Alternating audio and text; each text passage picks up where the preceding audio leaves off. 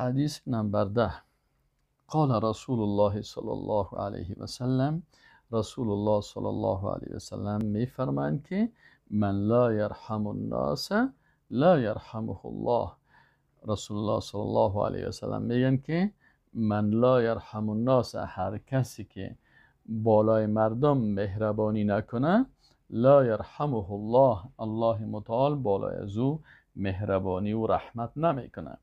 از این حدیث شریف که حدیث متفق علیه است، از این حدیث ات درس میگیریم که رسول الله صلی الله علیه و سلم که مربی و معلم و پیغمبر ما و شما هست، برای ما درس میده که اگر شما میخواین که الله سر شما رحم بکنه، پس باید از رحمت الله استفاده بکنین و شما شامل رحمت الله شوین.